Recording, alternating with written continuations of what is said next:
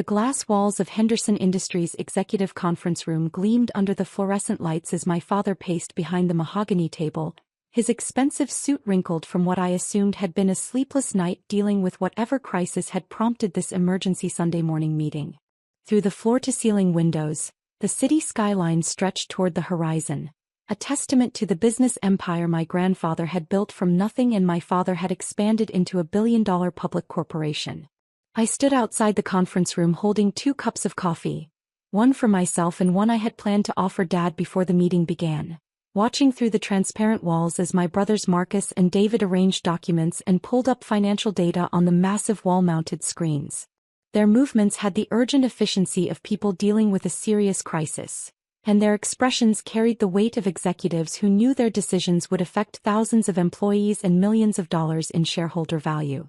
"The preliminary numbers look worse than we thought," Marcus was saying as he scrolled through what appeared to be quarterly revenue reports on his laptop. "The shortfall is significant, and if we can't find a way to explain it to the board tomorrow, we're looking at potential SEC investigations." David nodded grimly while highlighting sections of a thick financial report with a yellow marker. "The auditors are asking questions we can't answer," he said. "There are discrepancies in the subsidiary accounting that don't make sense, and the cash flow projections are showing gaps that could indicate serious structural problems." Dad stopped pacing and leaned against the conference table, his knuckles white as he gripped the polished wood surface. "We have 18 hours to figure this out before the quarterly earnings call," he said, his voice carrying the strain of someone facing potential professional and personal disaster. "If we can't present a coherent explanation for these numbers, the stock price will collapse and take the entire company with it." I approached the conference room door and raised my hand to knock, planning to offer my assistance with whatever crisis they were trying to resolve. Henderson Industries had been my life for the past 8 years. First as an intern during college, then as a junior analyst and most recently as the head of subsidiary financial integration. If there were accounting discrepancies and cash flow problems, I was probably the person best equipped to help them find solutions. "Family only, you wouldn't understand business," Dad declared as he noticed me approaching the door, his voice carrying through the glass walls with devastating clarity. "This is an emergency executive meeting for people who actually understand how corporations work." The dismissal hit me like a physical blow. For 8 years, I had been learning every aspect of Henderson Industries operations, working my way up from entry-level positions despite having an MBA from Wharton and a deep understanding of corporate finance. But apparently my father still saw me as the little girl who used to play with calculators in his office, not as a qualified executive who might actually be able to help. My brothers high-fived, excluding me from the emergency meeting, and I watched through the glass walls as Marcus and David exchanged satisfied grins, clearly pleased that their sister had been officially excluded from the crisis management process. Their expressions carried the smug satisfaction of men who believed they had successfully protected their territory from female interference. "Finally," I heard Marcus say as Dad firmly shut the conference room door, "we can handle this crisis without having to explain basic business concepts to someone who thinks accounting is just advanced arithmetic." David laughed and opened his briefcase to reveal more financial documents. "Seriously, what does she think she could contribute? We're dealing with SEC regulations, subsidiary integration and quarterly earnings projections. This isn't exactly entry-level work." Their casual dismissal of my qualifications would have been laughable if it weren't so professionally devastating. Both of my brothers had business degrees from decent schools, but neither had my specialized training in financial analysis or my hands-on experience with the subsidiary operations that were apparently causing their current crisis. I stood outside the conference room for a moment, watching them struggle with documents and data that I had been working with for months, listening to them debate solutions to problems I had already identified and resolved in preliminary reports they had apparently never bothered to read. I texted, "Good luck with the quarterly reports," and settled into my corner office 3 doors down from the conference room, where I had a clear view of the wall-mounted stock ticker that displayed Henderson Industries' share price in real time. The current price was $47.83 per share, down about 8% from Friday's close but still within normal volatility ranges for a Sunday morning. I opened my laptop and pulled up the comprehensive financial analysis I had completed 3 weeks ago, the report that detailed exactly what my brothers were now discovering in their emergency crisis session. The subsidiary accounting discrepancies they were panicking about, the cash flow gaps they couldn't explain, the regulatory compliance issues that threatened SEC investigations, all of it was documented in my analysis, along with detailed recommendations for addressing each problem. The report had been sitting in Dad's email inbox for 21 days, marked as unread despite 3 follow-up messages from me requesting feedback and approval to implement the recommended solutions. I had also sent copies to Marcus and David, both of whom had apparently deleted the emails without reading them, probably assuming that anything from their sister couldn't possibly contain important business information. Then I watched our stock price crash in real time, as the morning trading session began and investors started processing the implications of Henderson Industries' financial irregularities, which were apparently becoming public knowledge faster than my family had anticipated. $47.83 became $44.15 in the first 5 minutes of trading. Then $41.22 as automated trading algorithms detected the downward momentum and began executing sell orders. The volume indicator showed massive activity, millions of shares changing hands as institutional investors dumped their Henderson Industries positions based on leaked information about the quarterly earnings problems. Through the conference room's glass walls, I could see my father and brothers hunched over their laptops, probably watching the same stock ticker with growing horror as they realized their 18-hour timeline for crisis resolution had suddenly become irrelevant. The market was reacting to information they thought was still confidential, which meant their problems were now public knowledge. My phone buzzed with a text from my college roommate who worked as a financial analyst for one of Henderson Industries' institutional investors. "Sophia, what the hell is happening with your family's company? We just got an emergency sell recommendation from our research team based on rumors about accounting irregularities." I typed back, "Family business meeting in progress. They're handling it." The response was technically accurate but deliberately understated. My family was indeed handling the crisis, just not very effectively. $41.22 became $38.95 as more investors joined the selling frenzy. The trading volume had reached levels typically seen during major corporate scandals or natural disasters, with millions of shares being dumped every few minutes as panic spread through the investment community. Through the glass walls, I watched Dad gesticulating frantically while Marcus and David struggled to make sense of financial reports they were apparently seeing for the first time. Their crisis management strategy seemed to involve pointing at charts and raising their voices, which was not typically effective for addressing SEC compliance issues or restoring investor confidence. My laptop chimed with an email from the Securities and Exchange Commission, a formal inquiry about Henderson Industries' subsidiary accounting practices and cash flow reporting. The investigators wanted detailed explanations for the discrepancies my brothers were just discovering, along with comprehensive documentation of all financial transactions over the past 18 months. I forwarded the SEC inquiry to Dad's email with a brief note. This arrived in my inbox because I'm listed as the subsidiary financial integration specialist. Thought you should be aware. 30 seconds later, Dad's assistant knocked on my office door with obvious urgency. "Ms. Henderson, your father needs to see you in the conference room immediately." I saved my work, closed my laptop, and walked back to the conference room where my family was struggling with problems I had identified and solved weeks ago. Through the glass walls, I could see them staring at their phones and computer screens with expressions of growing panic as the stock price continued its relentless decline. $38.95 had become $34.62, representing a loss of over 25% of the company's market value in less than an hour of trading. The volume indicators showed no signs of the selling pressure easing, and the financial news websites were starting to publish articles about Henderson Industries' mysterious financial problems. Dad opened the conference room door with the desperate urgency of someone whose entire world was collapsing in real time. "Sophia, we need your help," he said, his earlier confidence replaced by barely controlled panic. "There's been some kind of mistake with the financial reports, and the SEC is asking questions we can't answer." "What kind of questions?"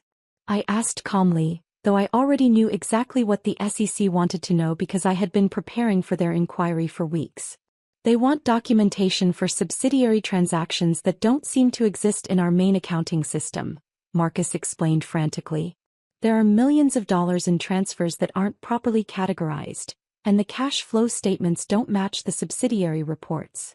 I nodded thoughtfully, as if this were new information requiring careful consideration. How long have you been aware of these discrepancies? We just discovered them this morning, David said desperately. We were preparing for tomorrow's earnings call when we realized the numbers didn't add up. The auditors flagged several issues that we can't explain. I see, I replied, settling into a chair at the conference table while my brothers and father stared at me with the desperate hope of people drowning in financial quicksand. And you need help understanding the subsidiary integration processes? Yes, Dad said quickly. We need to understand how the money flows between the parent company and the subsidiaries, and why the accounting systems aren't properly synchronized. I opened my laptop and pulled up the financial analysis report I had completed 3 weeks earlier. The same report that had been sitting unread in their email inboxes while they focused on what they considered more important business matters. You mean this analysis? I asked, turning my laptop screen toward them so they could see the comprehensive report that detailed every aspect of the subsidiary financial integration problems they were just discovering. The silence that followed was profound and uncomfortable. Dad's face went through several color changes as he recognized the document he had ignored for 3 weeks. Marcus and David leaned forward to read the executive summary, their expressions shifting from confusion to horror as they realized the scope of what they had missed.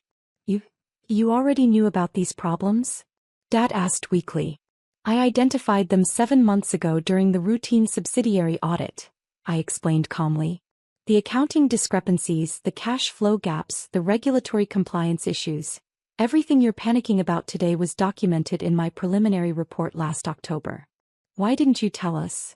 Marcus demanded, though his voice lacked conviction because we all knew I had tried to tell them repeatedly. I sent this analysis to all 3 of you on November 15th, I replied, scrolling through my email history to show them the timestamps and delivery confirmations.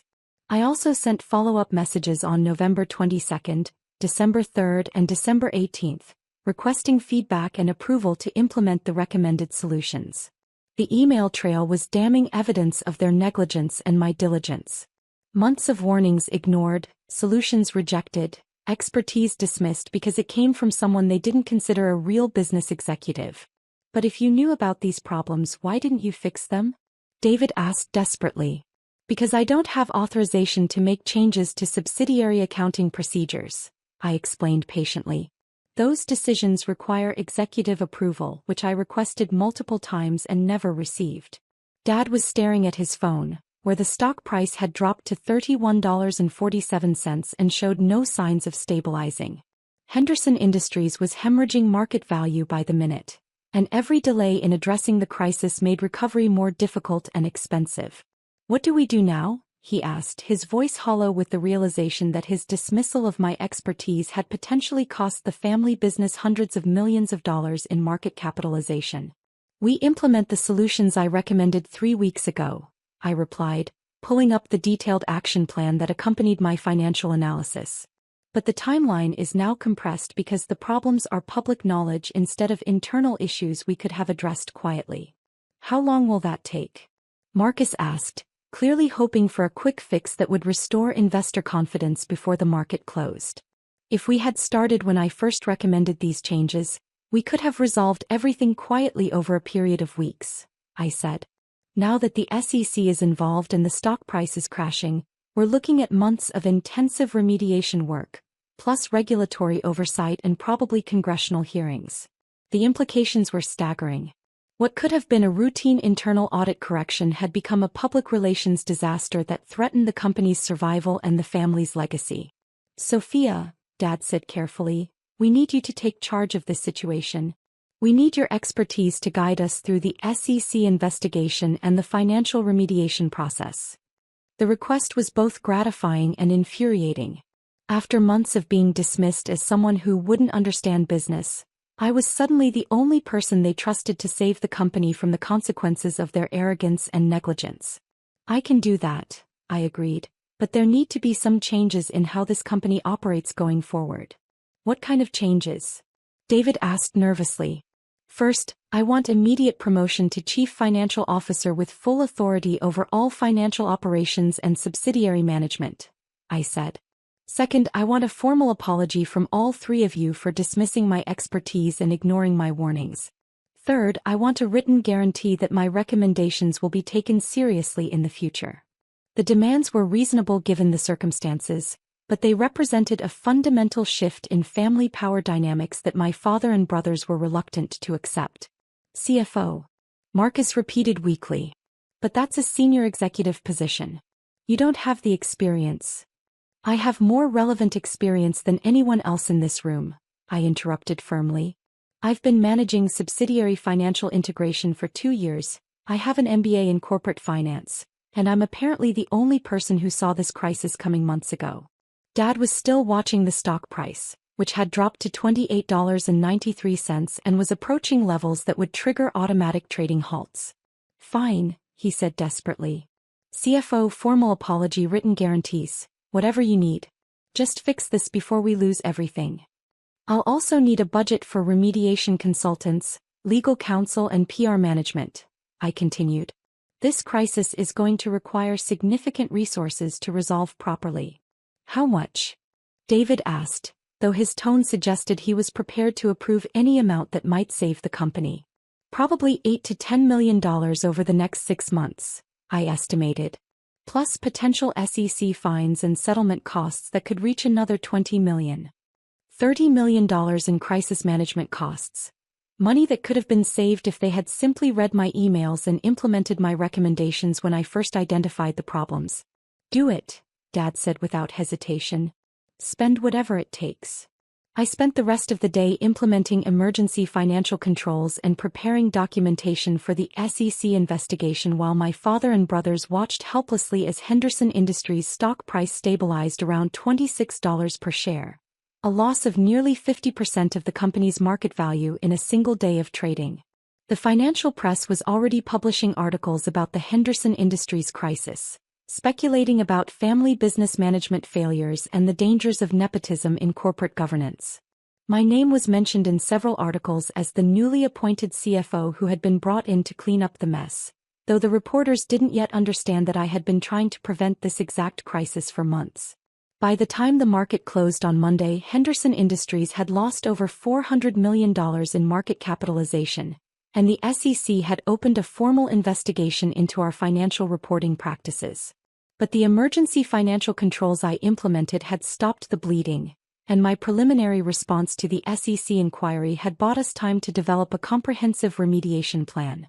Sophia, Dad said as we finished our first official executive meeting with me in my new role as CFO, I owe you an apology that goes far beyond what happened this weekend. Yes, you do, I agreed. I've been treating you like a child instead of recognizing your expertise and contributions, he continued.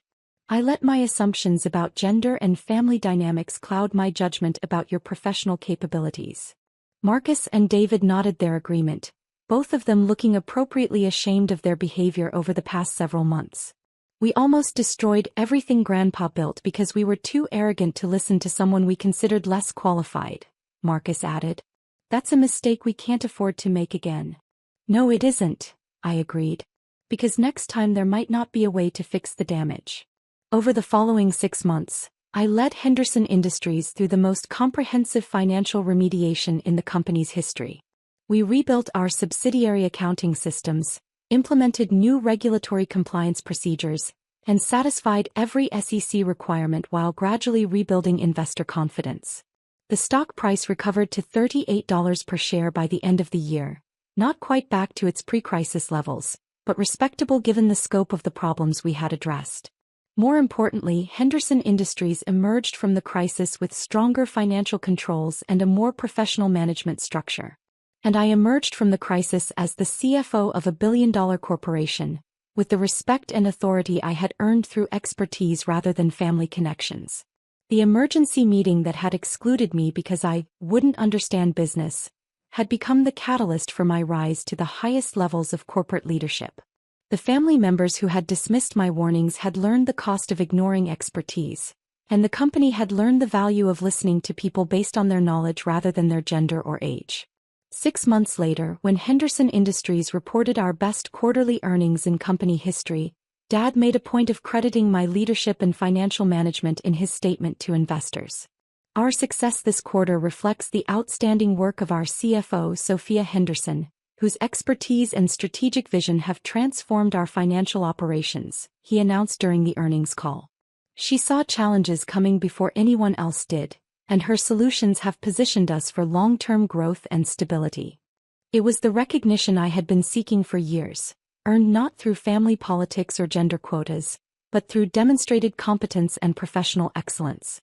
And every time I looked at the stock price ticker that now showed Henderson Industries trading at $42 per share, I remembered the moment when my family learned the difference between dismissing expertise and respecting it. Sometimes the most valuable business lesson isn't about finance or strategy. It's about learning to listen to people who know more than you do, regardless of whether they fit your assumptions about who business leaders should be.